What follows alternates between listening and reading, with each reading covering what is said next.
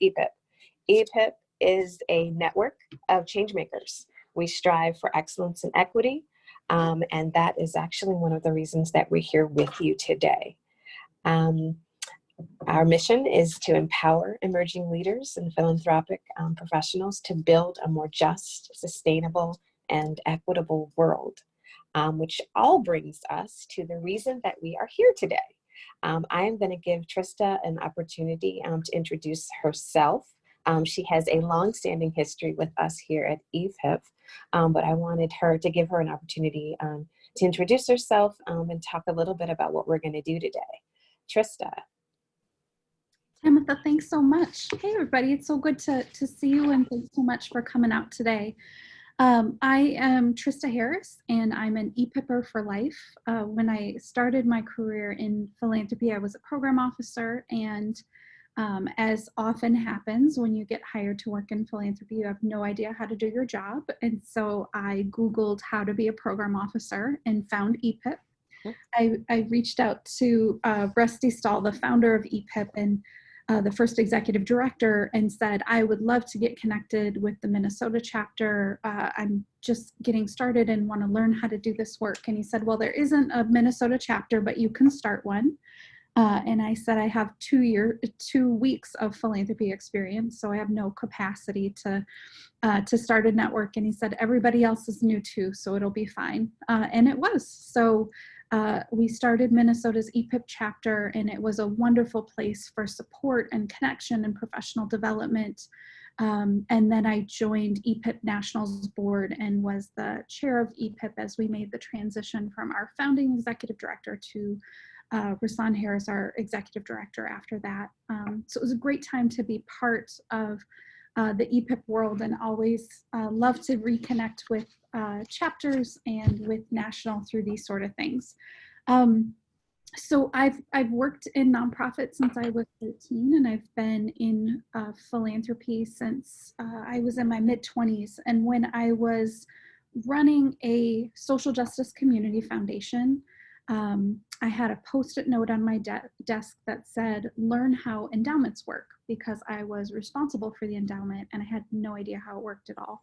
And later on that month, the stock market collapsed and our endowment lost between 1/3 and half of its value during that time in 2008. And so then I was trying to figure out, what do you do when you're a foundation that no longer has an endowment? And that search to figure out what was coming next led me to the tools of futurism. And through that process of helping both our staff and our grantees understand what was coming next and what was coming around the corner from using those tools, in just a couple years, we had 10 legislative wins, including marriage equity in the state of Minnesota, alternative teacher certification to diversify our teaching force, and a homeowners bill of rights, the first in its country, to make sure that homeowners during the foreclosure crisis knew what their rights were in that process. So I am a huge fan of futurism as a tool,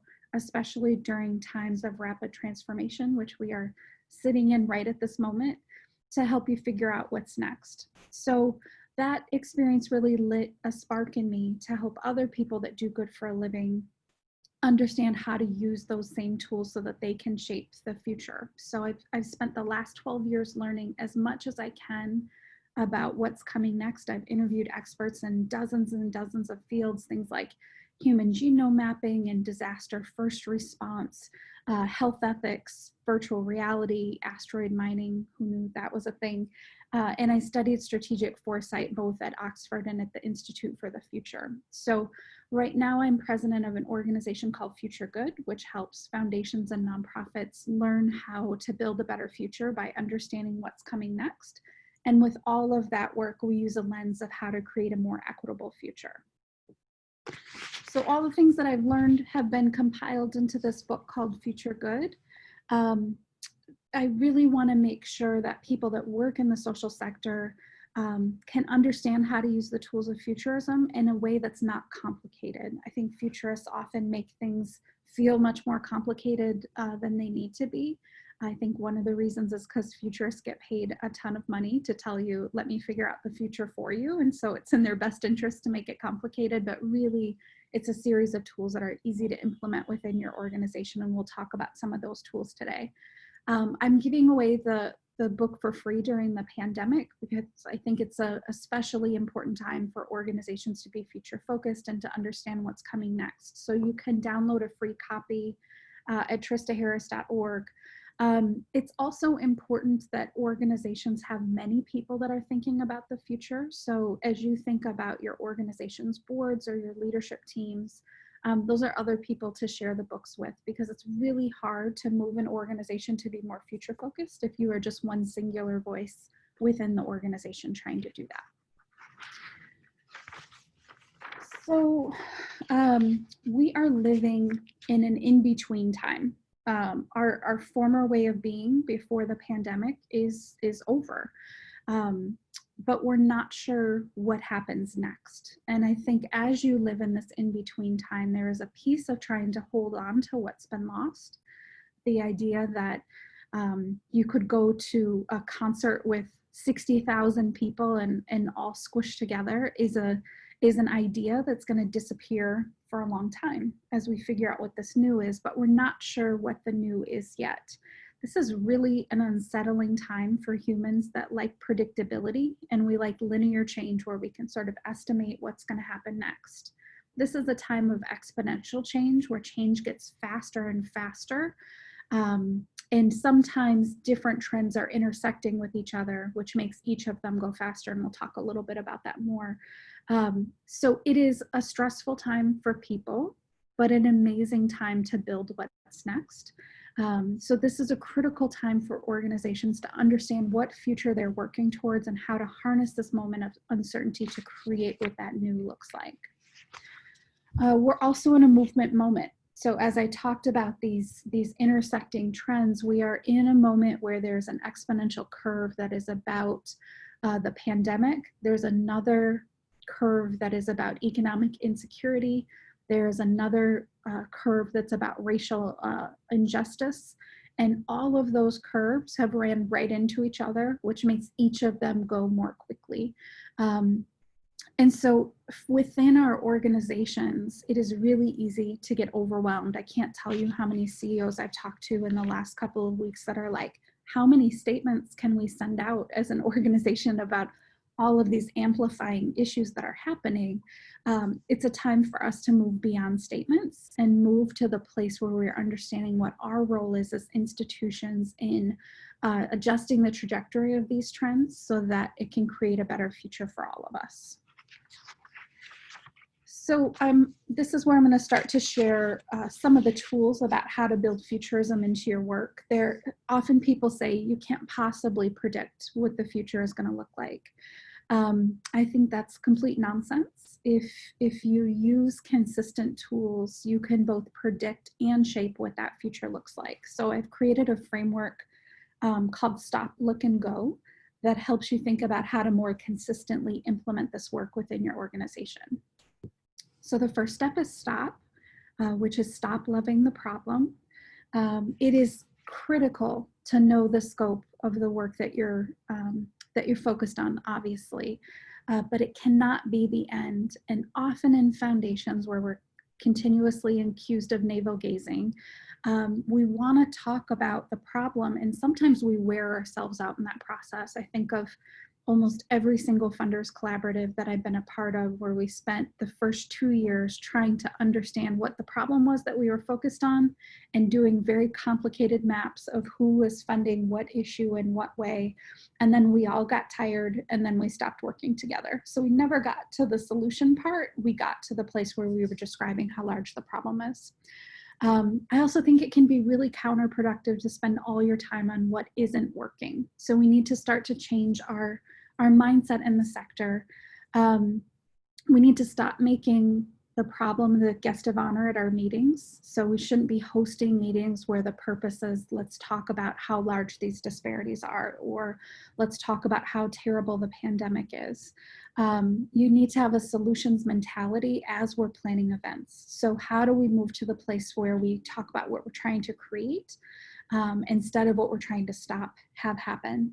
The next is to check your communications. So foundations are the primary problem lovers in the field. We ask our grantees to describe how great the challenges that they are facing. And often it becomes a little bit of oppression Olympics in the grant process, where people are trying to describe this problem is so much greater than this one. Please focus your efforts in this area. We need to start asking our grantees what they're building, not how terrible everything is. And I think that slight adjustment allows us to imagine what the world looks like if we are 100% successful. I had a client that's a youth serving after school program that does academic programs, and we did an ideal future visioning process where they tried to figure out what would they look like if they were completely successful in meeting their mission. And what they came to was kids don't need academic programs after school because they get everything that they need during the school day, and after school they can ride their bikes and hang out with their friends. They don't need to be beefing up their math skills because that's been developed during the day. But as they looked at the programming and the work that they were doing, none of serving 5% more kids every year is never going to get them to that ideal future. And so they adjusted some of their work so that they were doing things like lobbying around more funding for school systems and teacher training to make sure that teachers had access to cutting edge training so that the work that was happening in the school day was more useful. And so if we move to this place of imagining, if your foundation or if a nonprofit organization completely met its mission, what would the world look like? What would be different? And what are we doing right now that leads to that ideal future? And what are we doing right now that makes it impossible to reach that ideal future? The next step is look. So we can't just be flexible when change comes. We need to anticipate the change and prepare for it before it happens. So how do you do that? Well, you have to make time for the future in your present. I think that there's a saying, the future is already here, it just isn't evenly distributed. There are places that you can look that help you understand what's coming next. And sometimes I take foundations on something called field trips to the future, where you go someplace that has implemented the change that you want to see and see what it looks like in action. So we took a group of foundations and nonprofits to Sweden to see the future of early childhood education. What does it look like if you fully invest in a system that puts kids at the center? What are the results, and what does it feel like when you're in those spaces? So there are lots of hints about what tomorrow can look like. The pandemic is also a place that is giving us a million hints about what it's going to look like, because it is impacting different communities at a different pace. So right now, Beijing is having a conversation about should they lock down again because they're having a resurgence of cases. So if Beijing is a month ahead of where certain cities in the United States are, what are the things that we're learning from their experience so that we don't run into the same mistake when we really have a clear vision of what could be coming next? The other thing that I'd suggest that you do is set aside 5% of your time for R&D, research and development. I use Friday afternoons to do that work because it's quieter, just taking a couple hours a week. During that time, all those newsletters that you have from that innovative foundation or great nonprofit, wonderful think tank that's doing future-focused work that you never have time to look at it during those times and try to figure out, what does this mean for the work that I care about? I think it's even more important to pay attention to trends that are happening outside of your field. TED Talks are a great resource for that. So when I am facing a challenge, trying to figure something out, I sometimes pick a random TED Talk to see if there is something from that talk that helps me solve that problem. So one of the examples, when I was running a membership association and we wanted to make sure that our members were engaged in programming, I picked a random TED Talk, and it was the power of introverts. And I realized that all of our programs were geared towards extroverts that ask questions during the programs. And so we built something called the Hub, which was like Facebook for philanthropy, where foundations could, after a program was over, see the slides, have conversations with their peers, share additional resources. And some of our quietest members in the programs were the most engaged in this platform. So I'm a big fan of figuring out what innovation in other places has to show you for your own work. So to keep track of all these signals and signs of what you're noticing as you're reading these newsletters and you're watching these TED Talks, there's a couple ways that you can do it. You can just have a physical notebook where you're writing down things that stick out to you, or things that are interesting, or things that are surprising to you that you're hearing about. I use Evernote as an electronic notebook so that when I'm reading an article, I can just clip it into my Evernote notebook. And because it's, you know, my core work, I have a ton of notebooks about lots of things that I'm keeping track of. Self-driving cars, future of rural areas, future of cities, future of education, future of work, future of social interaction, future of health and health equity. In each of those areas, when I see something that's interesting, I clip that article, and then I write some notes at the bottom about what I think it means for the social sector. So you can use that same strategy to think about interesting trends, but what would it mean for your organization?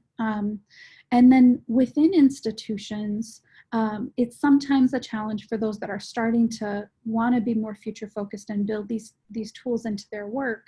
If you have lots of different staff that are paying attention to signals and trends, how do you make sure that they're sharing that information? And so with the Robert Wood Johnson Foundation, I'm their futurist in residence, and I help them build some of their internal strategies and tools when it comes to paying attention to the future, especially the future of health equity. They have a large staff with hundreds of staff members that are each paying attention to these things. And so we use a couple tools. One, we use Chatter in Salesforce, and people use the hashtag signals when they're noticing signals, and then members of the team in the foundation that are paying attention to the future look at those signals and try to figure out what does it mean for our broader grant making, and what does it mean for our strategies that we're moving forward. Other foundations use Slack as a place to sort of share those signals, and some use shared Evernote notebooks. So lots of different staff are adding information, and they're looking at the signals that each of them are talking about. So I think it's important for organizations to build this practice of thinking about the future within their work. It could be as easy as icebreakers when you're doing team meetings, asking people what signal of the future are they noticing right in this moment, or what innovation do you think is coming next, or what would the world look like if we were completely successful in solving hunger. Those sort of questions build that muscle and that strength. What you may notice right in the beginning as you start to do this is that for a lot of people, this muscle has disappeared. It's one that we all had when we were kids. We could imagine anything. But as we've gotten older, we've gotten more strategic about what's possible and what isn't possible. And so with one of my organizations, I asked the team, what thing did you think would be invented by now but hasn't been? And so that's, it's things like hoverboard or Rosie the robot that's cleaning your house. And one of the staff members that's usually super engaged, when it got to be his turn, he said, I pass. I'm like, okay. And then we came back to him at the end. He said, nope, I have nothing to share. And I'm like, well, that's not normally the way that he engages. And afterwards he came up and he said, I was really frustrated in that meeting and I couldn't figure out why. And I realized that I couldn't imagine something that didn't exist, and it made me really sad. And so I think within our organizations, building this skill set to imagine what a different future is critical for our work moving forward, but also something that needs to be practiced. So I'm going to share with you some of the signals and signs that I'm noticing in this moment that I think are going to impact the future of your work. The first one is equity frame or apparel. So foundations and nonprofits that don't use an equity frame for their work are exacerbating disparities every single day. The reason that this happens is because resources flow to the easiest place to reach and the place that is most likely to be successful unless you have a specific intervention or an equity frame within your organization. The reason that this happens is, let's say you give a grant to a school district to build a program that's about STEM education. For that school district, they want to make sure that they have successful results so that you will fund them again. And so intentionally or unintentionally, those dollars get pushed to students that they think are most likely to be successful in the intervention. And the gap grows larger and larger within that institution because more resources are flowing to places that are exacerbating those gaps. So we need to take responsibility for our part in reinforcing systemic inequities, and we need to implement an equity frame for all aspects of our work. The next trend is that our futures are connected. So this pandemic has brought to light what has always been true, that you are only as safe and as healthy as the most marginalized person in your community. This is time for foundations and nonprofits to start to think about large-scale systemic changes on things like raising the minimum wage and universal health care that is not tied to a specific employer. Of all times, when in some places we have 25% unemployment, it is the time for a new conversation about what it means to have healthcare that is directly tied to your employer. Within our own institutions, we have to make sure that we have these same supports that are in place for both our staff and our contract staff. I saw a number of foundations during this pandemic very quickly change their policies and practices to make sure that employees could work from home and that people could be safe and healthy and have access in those ways. But when you ask those same foundations, what happened to your cleaning staff or other contract staff in the foundation, they say, oh, well, we use a firm to do that. I'm not sure what's happened. And so making sure that in those places that we have influence, we're asking questions about what paid leave looks like for the lowest paid employees in our organizations, either employees or contract, because we have a lot of roles in how those vendors are treating their employees, and we need to use that bully pulpit and that voice. The next is remote work.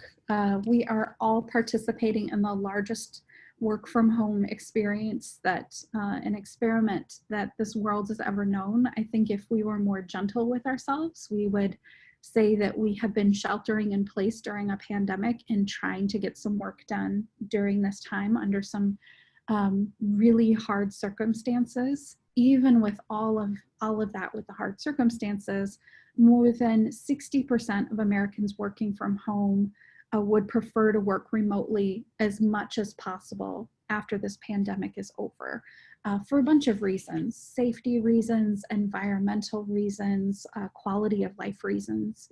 Our organizations are going to look much different after this pandemic is over.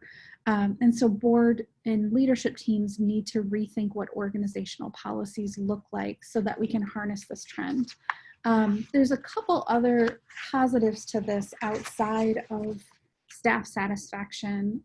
Another is decreased operating expenses for organizations. If we don't need to have big offices and instead are giving staff stipends to have the technology that they need in their home offices, it very quickly decreases operating expenses for both nonprofits and foundations. And there's been a number of the large tech companies that have said that everybody can be remote after this is over because they're seeing the cost benefits.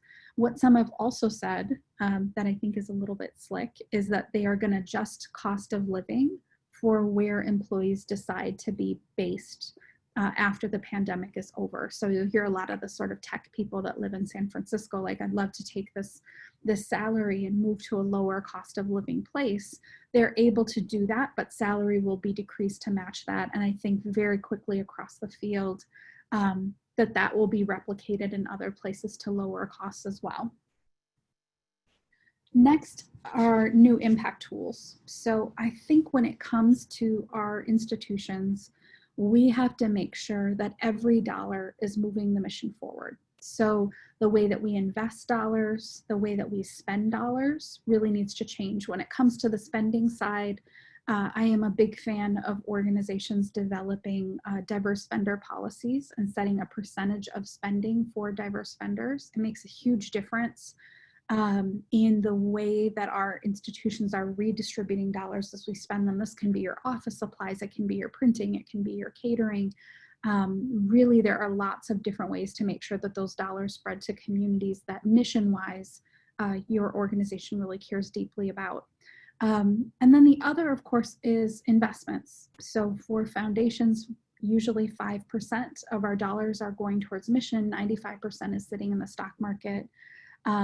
We're going to see some dips. We're unsure of what it's going to look like, where endowments are going to drop some.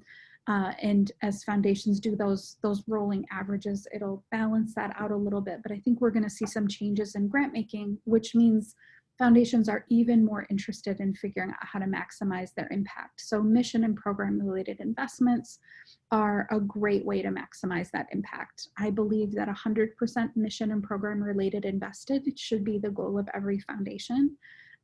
When I was running the Minnesota Council on Foundations, many of my members would say, we're not even at 2%. And it's like, look at all this room to grow. What an opportunity to figure it out, because there is more than enough deal flow. That's been an issue for a long time, where people are worried there's not enough things to invest in. That is not the case anymore.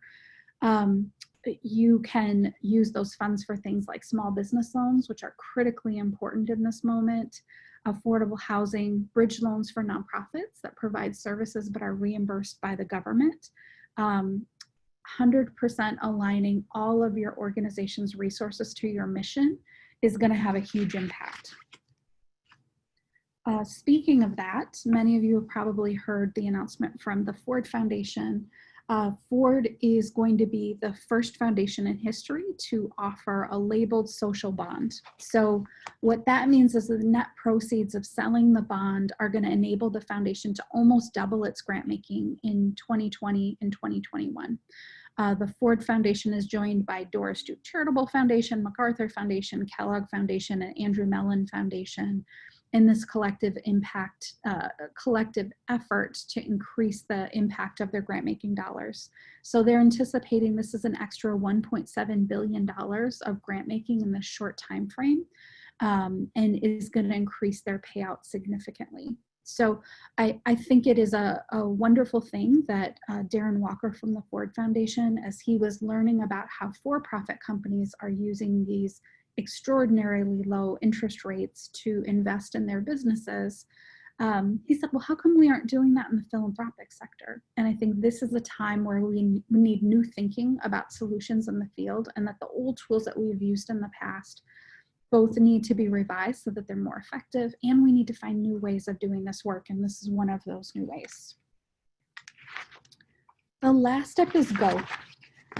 We need to learn how to fail faster in philanthropy. And I know that that is counterintuitive, and often in the before times when I used to give this talk in person, afterwards, lots of people would come up and they'd say, I hear that fail faster, but what you don't understand is that we work with the most marginalized people in the community and we can't possibly fail them. And what I gently say is that we are already failing them, just really, really slowly. So we are creating this environment where we are not solving problems and we're not making it even better at a predictable pace. So things are getting worse faster and our interventions aren't making a difference. And so we need to learn to have new ways of having an impact. There's a couple ways to do this. You need to try out new ideas really quickly. The things that you've noticed in that look step, figure out what it means for your grant making or a program that you do. Implement it, try it very quickly, come back and figure out what worked and what didn't work. Is there a new way that you can do education and training with grantees? What would that look like? Can you try it once, and if it doesn't work, try something else? What's the absolute minimum model that you need to get started? And then most importantly, how do you share what you're learning within your institution and within the field, the good, the bad, and the ugly, not just the great stuff, not just when you're on a panel saying how awesome it went, but also talk about what didn't work and what was difficult so that the next organization doesn't bump their head in the exact same spot. I think the last piece is most important. We can't be afraid of failure. I know a lot of people are terrified of making the wrong step right now when it comes to racial equity and when it comes to safety in this pandemic. And the stakes are, of course, really, really high.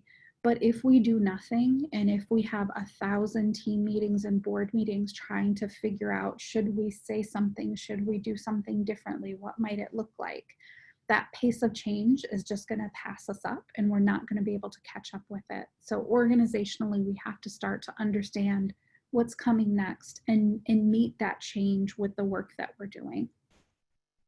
So I'll stop there for any questions that you have. And I'd suggest that you just unmute yourself. We're a small enough group that I think that you can jump in and ask your question. I'll also be looking out to see if there's additional questions on chat.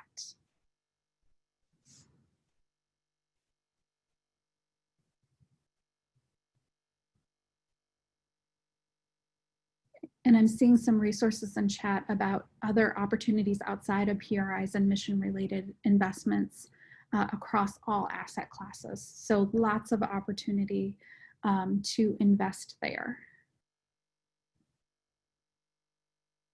So who has a question?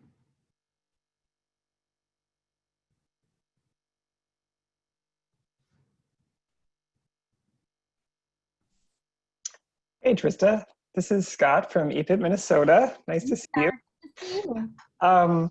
Okay, one of the things that kept coming up for me again and again, and I almost felt like I got a sense of it from kind of your last point about how high the stakes are for both doing the wrong thing and also for trying to do the right thing and not doing anything.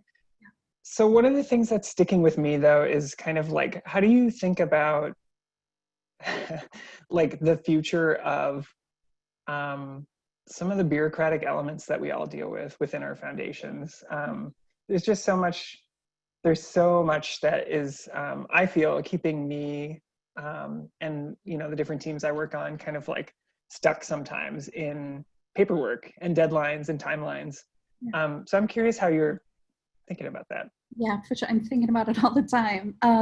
There's a great report from Peak Grantmaking called Drowning in Paperwork, Distracted from Purpose, which is about how our systems make it impossible to meet our mission, and how it also makes it impossible for nonprofits to meet their mission because they are spending all their time coddling us. The other thing that is happening, I have a model about the future of philanthropy and what it's going to look like. And if you Google Trista Harris and 2 curves, a short video should come up of that description. But what I'm noticing in this time is that the idea of what the future of philanthropy is going to look like. This was a model that I developed a couple years ago with the Institute for the Future, and it was on probably a 10-year trajectory of moving to a place from that bureaucracy and from supporting one organization at a time, really top-down decision-making, to a place where foundations become much more flexible institutions that can very quickly address community needs, and that we are solving problems instead of making them 5% less terrible. What happened in the pandemic is it amplified that trend. And what I'm seeing in foundations now is that all the work that we did to adjust our grant making for the pandemic, where we got rid of reports and we did general operating funding and we funded collaboratives to figure out together how arts organizations are going to survive this moment.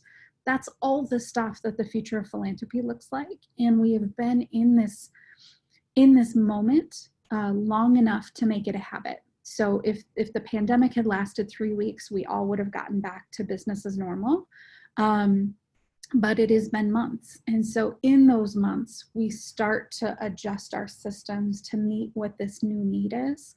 So I've seen almost all of those trends be implemented in most foundations, except for the pieces that are about solving problems. So this idea of getting to root causes and actually addressing and solving issues is the piece that's been noticeably missing in this moment that we desperately need solutions. So I think we are going to see a rapid change in our institutions. And as people that are interested in that change, we have to seed it with resources and information and pushes and asks. And there's a lot of flexibility within organizations that have never been flexible in the past to imagine new ways of doing things. And so we have to take advantage of this moment. The other thing that I think will come out of this is some foundations will become irrelevant to the issues and causes that they care about. And in the way now where we have 30 applications for every grant that we can fund, people are going to stop asking us for dollars because we are not relevant to what they're doing. And what I hear from many foundations is like, yeah, right. I think it's already happening. And for foundations that I've been helping on their grant process, when they say, no, of course we're relevant, I say, you didn't fund 99.9 of the applications that came to your organization because they were completely irrelevant to the change that you're trying to create. You had to go out and search for the ones that were doing the sort of work, and you had to convince them that you were a good partner and that you should work together. If you were just relying on your grant pipeline, you wouldn't have been funding anything, and you would be irrelevant for the things that you're caring about, but you're doing the work that it takes to find the right organizations and build that. So I think it's a time where organizations are going to change a lot, and each of you is well positioned to move that change forward.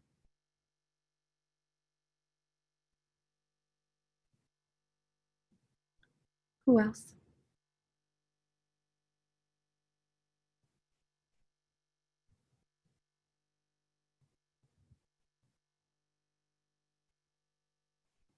I'll do one of the questions in chat as you're thinking about who's going to jump in next.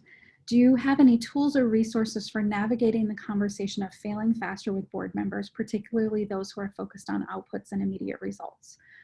By that, I think you mean most boards. So the challenge with board members is the same thinking that they use in their other roles in business and government and all the other places that they are. They forget all of those things as soon as they get into a foundation boardroom.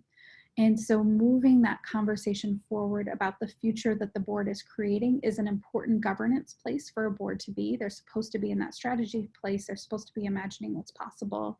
They're supposed to be less engaged in the strategy pieces of how it gets done. So failing faster, I think, really can live at the staff level, but you need the encouragement from the board to move in that direction.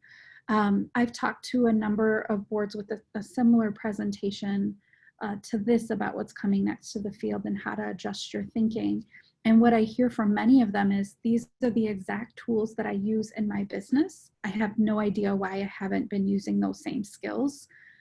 When we're sitting in this room, we have, you know, a futurist that is at the target company. How come we're not using those same tools when it comes to targets grant making? How do we start to influence those things within these places? So I think people are ready when it's brought to them, but often many CEOs and senior leaders are nervous about having these conversations because they haven't yet built their future thinking skills. So it's one of those things where as you build the muscle, then you're more comfortable bringing more people along with you.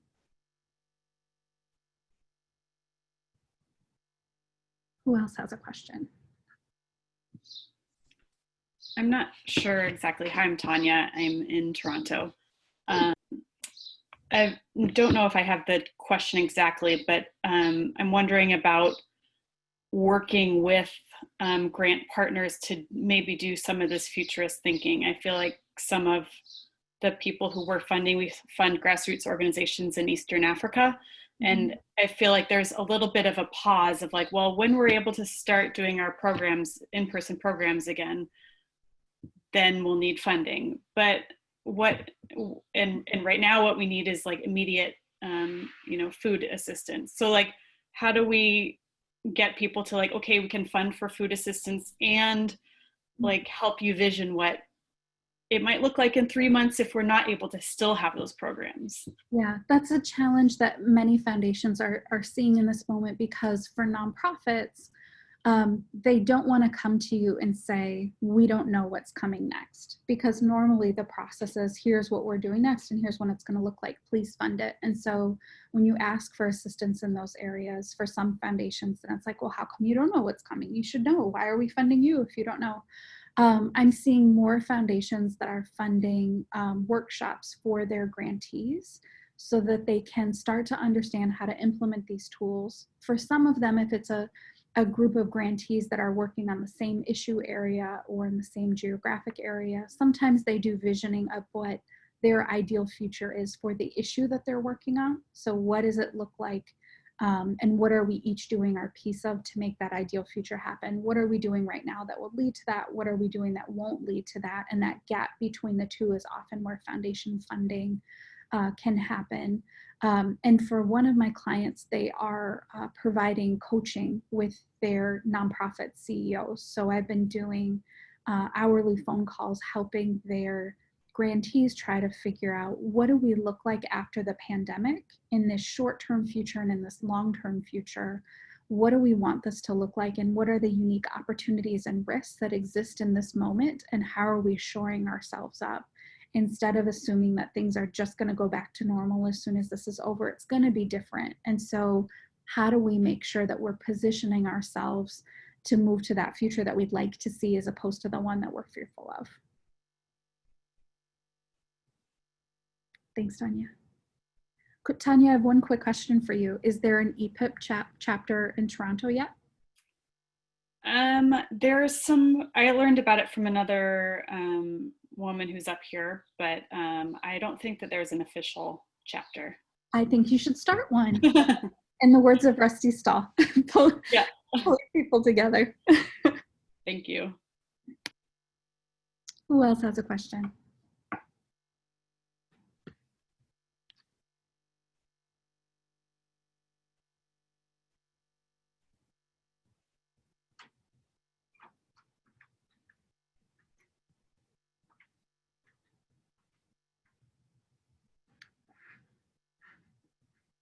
Alrighty. Okay, if you have further things that you'd like to connect with me about, you can reach me at tristaharris.org. That's where you can get the download of the Future Good book. There's also information about connecting with me about consulting in organizations as you're thinking about how to get your foundation or your grantees more future focused and want to talk about what that might look like. Feel free to reach out. Thanks so much for having me today, and I'm going to pass it over to Tamatha. I'm on mute. Thank you, everyone. Thank you for your time and your generosity in sharing questions. Now is not the only time that you can reach out to Trista or us for questions. I wanted to just less than shamelessly plug our upcoming events. So we have another webinar happening next week, in fact, on the 24th of June at 4 Eastern time. We became very concerned when we moved, not to a virtual environment. We all at EPIP work virtually already, but as everyone was joining us and we were thinking about ways to do this well, we were concerned, and our concern was met by others, that as we started having some conversations about how is that happening equitably? Is that happening equitably? And so our next webinar actually is going to help us talk about that. We've invited an organizational consultant who had the similar question on Twitter around what gets reproduced in our virtual spaces that is also white dominant or white supremacist culture. And so I hope you all will join us for that next week. There also is a plug for Sankofa Summer. So some of you all know that we decided not to do our in-person conference this year. We're going to do that next year, hopefully. But we hope to reprise a lot of the content that we had planned for our June conference online through a virtual learning series. And so more soon to come about that. I also wanted to just share all of our faces and names and email addresses. We absolutely welcome any of you, all of you, to ask questions. If you need support, if there's particularly, if there are things that you are seeing that you would love some support, resources, tools, another webinar about, space to chat, feel free to reach out to me or any of the folks on the EPIP staff as you have questions, interests, resources, all of that welcomed, absolutely welcomed. I will also mention that we did record this today. We will share the recording and a request. I have a brief request for you all to complete an evaluation of the session. Be as honest as you like. We would appreciate your honest feedback and really would love your thoughts and ideas about additional programming that we might share or offer in the future. So with that, that's all we have for our time today. We are experimenting and have actually done really well with sort of ending things a little early so that folks have time to make bio breaks before their next meeting. So thank you all. Thank you for joining us today. More soon to come. Bye, everybody. Bye, everybody.